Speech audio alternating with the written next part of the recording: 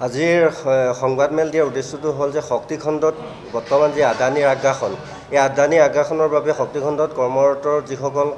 ঠিকাভিত্তিক আৰু অস্থায়ী কৰ্মচাৰী আছে এইসকলৰ জীৱন জীৱিকা সুৰক্ষিত কৰাৰ স্বাৰ্থত আমি শংকিত হৈছোঁ আৰু এই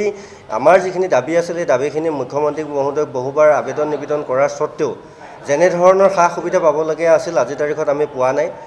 নতুনকৈ যি এতিয়া যি নতুন নিযুক্তি দিলে শক্তিখণ্ডত 1000 নতুন নিযুক্তি দিয়াৰ বাবে আমি শংকিত হৈছোঁ আৰু মুখ্যমন্ত্ৰীক সোঁৱৰাই দিছিলোঁ যে আমি আপোনাক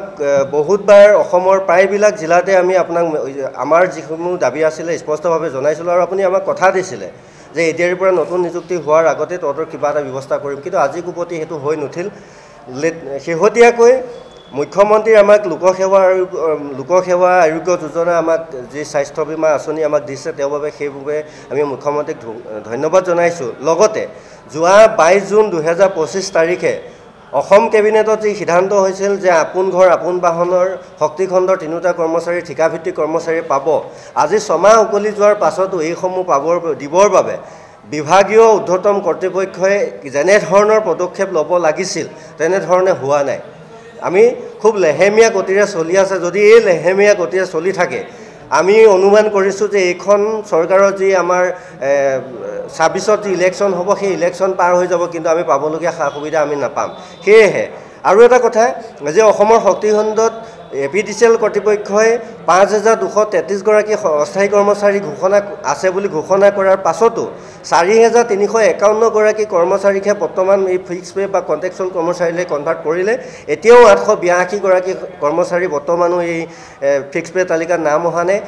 এই আপোনালোকৰ সংবাদ মাধ্যমৰ যোগেদি আমি বিভাগীয় ঊৰ্ধ্বতম কৰ্তৃপক্ষক আমি অনুৰোধ জনাইছোঁ অতি সোনকালে এই দাবীসমূহ যদি এই 882 জন কৰ্মচাৰী যদি তালিকা সোনকালে প্ৰস্তুত নহয় তেতিয়াহ'লে আগন্তুক দিনত আমি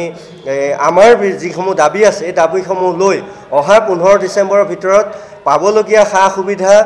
আৰু অফিচিয়েল যি নটিফিকেশ্যন আমি নাপাওঁ তেতিয়াহ'লে আমি বিজুলী ভৱনৰ সন্মুখত আন্দোলন দিবলৈ বাধ্য হ'ম সেয়েহে মুখ্যমন্ত্ৰীৰ মহোদয়ৰ প্ৰতি আমি এটা গুহাৰি জনাওঁ আপোনালোকৰ মাধ্যমেৰে আপুনি যি ঘোষণা কৰিছিল শক্তিখণ্ডৰ 3টা কোম্পানীৰ বাবে যি অভিলাষী আঁচনি ঘোষণা কৰিছিল এই আঁচনিসমূহ আখৰে আখৰে পালন কৰাত আপুনি ইয়াত হস্তক্ষেপ কৰক আৰু বিভাগীয় কৰ্তৃপক্ষক আপুনি হেঁচা প্ৰদান কৰি আমাৰ যি ন্যায্য দাবী প্ৰদান কৰাত আপুনি সহায় কৰিব বুলি আশাবাদী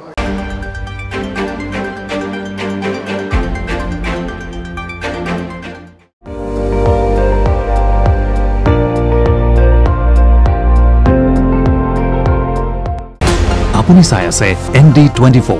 সৰ্বশ্ৰেষ্ঠ নহয় সৰ্বোত্তমৰ দৌৰ